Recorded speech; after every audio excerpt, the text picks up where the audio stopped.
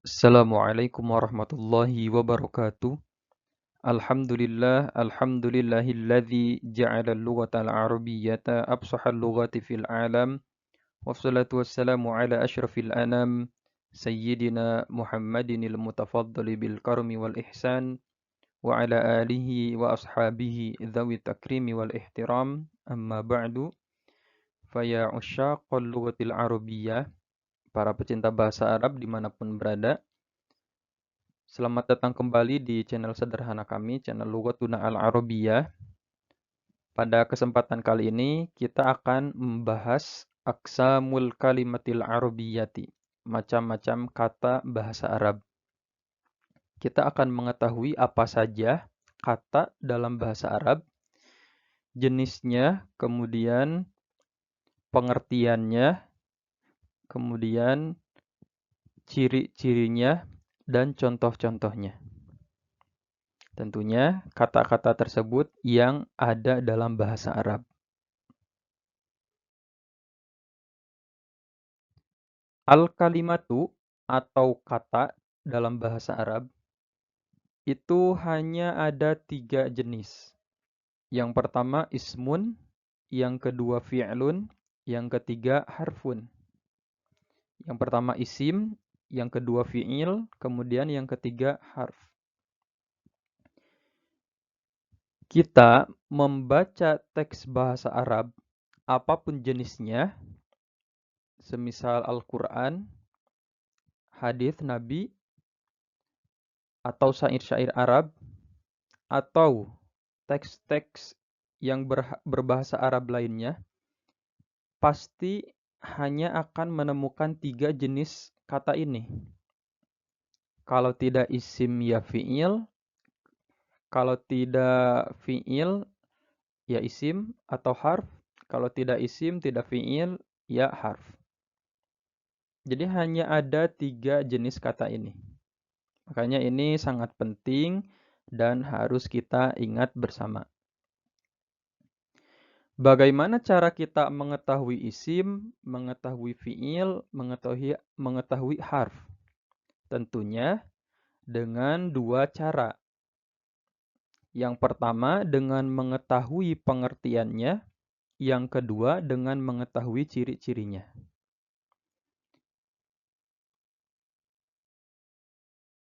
Kita akan langsung membahas jenis kata yang pertama, yaitu isim. Kita akan membahas pengertiannya terlebih dahulu. Apa itu isim? Isim adalah kullu kalimatin tadullu ala insanin au hayawanin au nabatin au jamadin au makanin au zamanin au sifatin au ma'nan mujarradin minaz zaman. Isim adalah setiap kata yang menunjukkan manusia, hewan, tumbuhan, benda, tempat, waktu, sifat, atau makna yang tidak terikat oleh waktu. Dalam definisi ini dapat kita simpulkan bahwa ketika kita menemukan satu kata dalam bahasa Arab yang mana kata tersebut menunjukkan manusia, nama-nama manusia, sebutan-sebutan manusia, atau menunjukkan hewan, tumbuhan, benda, tempat, nama-nama waktu, kemudian sifat, atau bahkan makna, namun yang tidak terikat oleh waktu, maka itu adalah isim. Ada satu kata kunci dalam definisi ini, yaitu mujarrodin minaz zaman. Dia tidak terikat oleh waktu. Yang mana waktu yang dimaksud di sini adalah madi, hal dengan istiqbal. Tidak menunjukkan masa lalu, tidak menunjukkan masa sekarang, atau tidak menunjukkan masa yang akan datang. Tidak terikat oleh 3 jenis waktu tersebut. Contohnya, rojulun. Kata yang pertama adalah rojulun. Rojulun termasuk isim, li'annaha tadullu ala insanin. Karena lapad rojulun itu menunjukkan manusia. Rojulun, seorang lelaki. Asadun. lafad asadun, kata asadun juga isim. Li'annaha tadullu ala hayawanin. Karena lafad asadun menunjukkan hewan. Asadun artinya singa. Selanjutnya zahrotun, bunga. Zahrotun isim. Kenapa? Li'annaha tadullu ala nabatin. Kata zahroh itu isim karena menunjukkan bunga. Menunjukkan tumbuhan. Menunjukkan arti bunga, yang mana bunga itu termasuk tumbuhan. Selanjutnya ada haitun. Haitun artinya tembok atau dinding. Ini juga termasuk isim. Kenapa? Li'annaha tadullu ala jamadin. Menunjukkan benda. Kursiyun, misbahun. Itu juga termasuk isim. Karena menunjukkan benda. Selanjutnya ada kata al-qahiratu. Kairo. Ini juga termasuk isim. Kenapa? Li'annaha tadullu ala makanin. Karena lapad al-qahirah, kata al-qahirah, itu menunjukkan nama tempat. Kairo. Salah satu kota yang ada di Mesir. Selanjutnya ada syahrun. Bulan. Ini juga termasuk isim karena menunjukkan waktu. Nama waktu. Syahrun bulan. Sanatun tahun. Yaumun hari. Usbu'un minggu. Semua lafaz tersebut juga termasuk ke dalam jenis isim. Kenapa? Karena menunjukkan nama-nama waktu. Selanjutnya ada kata nadhifun. Nadhifun termasuk isim juga. Kenapa? Karena tadullu ala sifatin. Menunjukkan sifat. Bersih. Kebalikannya pun sama. Kotor. Itu pun termasuk isim. Kemudian mulia. Hina. Itu pun termasuk isim. Ya, nadhifun, wasikhun, karimun, dan lain sebagainya. Contoh terakhir adalah istiqlalun. Kemerdekaan. Ketika kita melihat contoh terakhir, istiqlalun, itu dilihat dari segi makna seakan-akan ia adalah fi'il, kata kerja. Akan tetapi, lafaz istiqlalun itu, dia tidak terikat oleh waktu. Dia tidak terikat oleh masa lalu, masa sekarang, atau masa yang akan datang. Maka lafaz istiqlalun, karena dia tidak terikat oleh 3 jenis kata tadi, dia termasuknya isim, bukan fi'il. Baiklah, itu dia pengertian isim. Ketika kita tidak bisa mengklasifikasikan suatu makna apakah dia isim, fi'il, atau harf, karena tidak tahu artinya, ada opsi yang kedua. Dengan apa? Dengan mengetahui ciri-cirinya. Maka dari itu, kita akan mengetahui apa sih ciri dari isim.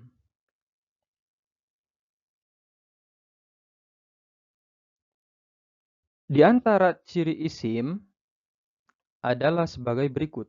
Yang pertama, bertanwin. Ketika kita menemukan satu kata dalam bahasa Arab yang mana menerima tanwin, maka itu adalah isim.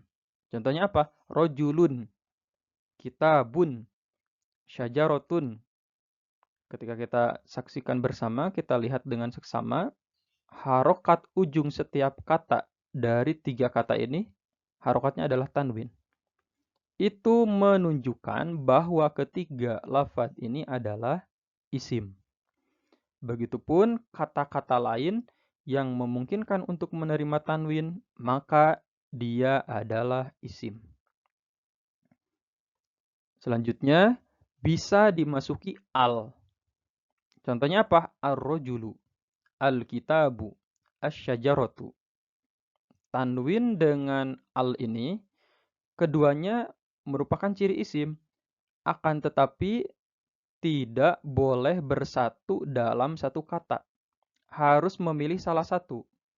Jika tidak memakai tanwin, pakai alif lam, pakai al. Ketika pakai al, tidak boleh pakai tanwin. Tidak boleh diborong keduanya. Ar-rojulun, al-kitabun, itu tidak boleh. Harus dipilih salah satu. Selanjutnya bisa dimasuki huruf nida. Contohnya apa? Ya rojulu, ya Muhammadu. Karena lafad rojulu dan lafad Muhammadu bisa dimasuki oleh huruf nida, maka kedua lafad tersebut juga isim. Begitupun lafad-lafad yang lain yang bisa dimasuki oleh ya atau oleh huruf nida, maka itu juga isim. Selanjutnya beri'rab jar. Kalau bingung apa itu jar, nanti akan dibahas di video-video berikutnya. Yang penting kita ingat terlebih dahulu ciri-ciri ini. Ciri berikutnya beri'rab jar, baik jarnya dengan huruf jar atau dengan idhofah. Contohnya apa yang dengan huruf jar? Ala syajaroti. Ala itu merupakan huruf jar, asyajaroti dia majrur. Karena majrur ya berarti dia beri'rab jar. Kenapa majrur? Karena dia dimasuki oleh huruf jar. Kemudian ghusnus syajaroti, dahan pohon. Ghusnus syajaroti, lafad asyajaroti isim. Kenapa? Karena dia majrur. Bisa majrur. Bisa beri'rab jar. Dengan apa dia majrur? Dengan idhofah.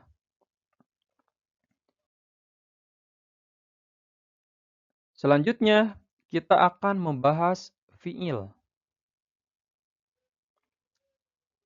Pengertian fi'il. Fi'il adalah kullu kalimatin tadullu ala huduthi syai'in fi zamanin khassin. Fi'il adalah setiap kata yang menunjukkan suatu peristiwa atau pekerjaan pada waktu tertentu. Berbeda dengan isim yang tidak terikat oleh waktu. Fi'il dalam bahasa Arab itu terikat oleh waktu.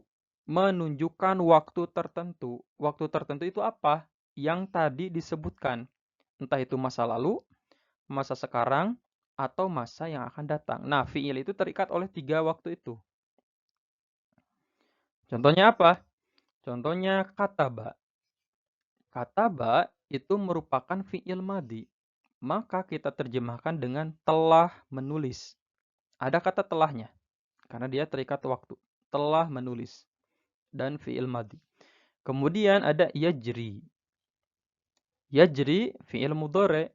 Maka dia terikat oleh 2 waktu. Entah itu sedang atau akan. Yajri sedang atau akan berlari. Selanjutnya ada isma. Dengarlah. Dengarlah. Nah, ini kata perintah juga termasuk fi'il. Kenapa? Karena kata perintah mengandung atau menuntut suatu pekerjaan dikerjakan di waktu yang akan datang atau pada waktu setelah dilafalkan lafaz isma. Itulah fi'il. Kalau kita tidak tahu ini isim atau fi'il, berarti kita harus mengetahui cirinya agar mengetahui atau untuk lebih meyakinkan bahwa ini isim atau ini fi'il. Kalau kita sudah tahu ciri-ciri isim, kita juga harus tahu ciri-ciri fi'il agar bisa membedakan. Apa saja ciri fi'il? Di antaranya, yang pertama, bisa bersambung dengan ta fa'il. Ta yang berkedudukan sebagai subjek. Contohnya, kata betu, syakartu, kata beta, syakarta, kata beti, syakarti. Yang kedua, bisa bersambung dengan ta ta'nits. Ta yang menunjukkan perempuan. Contohnya, katabat, taktubu, fatahat, taftahu, nafsorot, tansuru. Ciri berikutnya bisa bersambung dengan ya mukhotobah. Contohnya, taktubina, ushkuri, taftahina, iftahi, tansurina, unsuri. Ciri berikutnya bisa bersambung dengan nun taukid. Contoh, liyaktubanna, ushkuranna, liyaftahanna, iftahanna. liyansuranna, unsuranna. Dan yang terakhir, ciri fi'il bisa dimasuki qad, sin, saufa. Contoh, qad qamat. Qamat karena dimasuki qad, bisa dimasuki qad, maka qamat adalah fi'il. Sayaqulu. Kata yaqulu bisa dimasuki sa, maka yaqulu adalah fi'il. Saufa yuhasabu. Kata yuhasabu bisa dimasuki saufa, maka yuhasabu itu adalah fi'il. Jenis kata yang terakhir adalah harf atau jamaknya huruf atau ahruf. Apa pengertian dari harf? Harf adalah kullu kalimatin laisa laha ma'nan illa ma'a ghairiha. Harf adalah setiap kata yang tidak bermakna kecuali jika bersama dengan kata yang lain. Atau boleh kita definisikan, harf adalah setiap kata yang tidak bermakna kecuali jika bersama dengan isim atau fi'il. Harf itu sudah memiliki arti. Lafadznya sudah memiliki arti, hanya saja tidak sempurna maknanya atau masih ambigu maknanya jika tidak bersama isim atau bersama fi'il. Contohnya apa? Contohnya hal. Hal itu sudah ada artinya, apakah? Akan tetapi kata apakah itu masih ambigu, apakah apa? Kemudian kata an, dari. An itu sudah memiliki arti, yaitu dari, akan tetapi tidak sempurna artinya. Masih ambigu artinya kalau tidak bersama dengan isim atau fi'il. Terutama di sini an khusus untuk isim. An, dari. Dari apa? Atau fi, di apa? Apakah fil madrasah, di sekolah, atau fisuk, di pasar? Itu tidak jelas. Makanya harf ini harus bergandengan dengan isim atau fi'il. Contoh lain adalah lam, belum. Belum apa? Lam ini khusus untuk fi'il. Fi'ilnya fi'il mudhari'. Lam apa? Belum apa? Apakah belum makan? Lam ya'kul. Apakah belum tidur? Lam yanam. Atau belum yang lain. Makanya harf itu dia tidak bermakna atau tidak muncul maknanya, tidak sempurna maknanya, kecuali ketika dia bersama dengan isim atau fi'il. Ada catatan, harf yang termasuk bagian kata adalah huruf yang memiliki arti.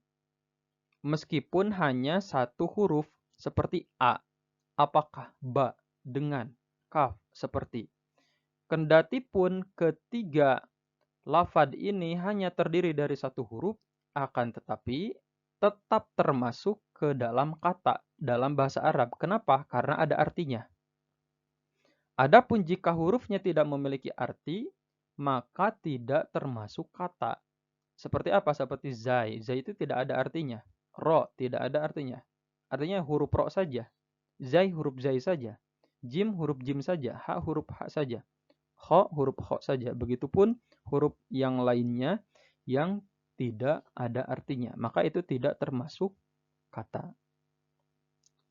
Wallahu a'lam bishawab.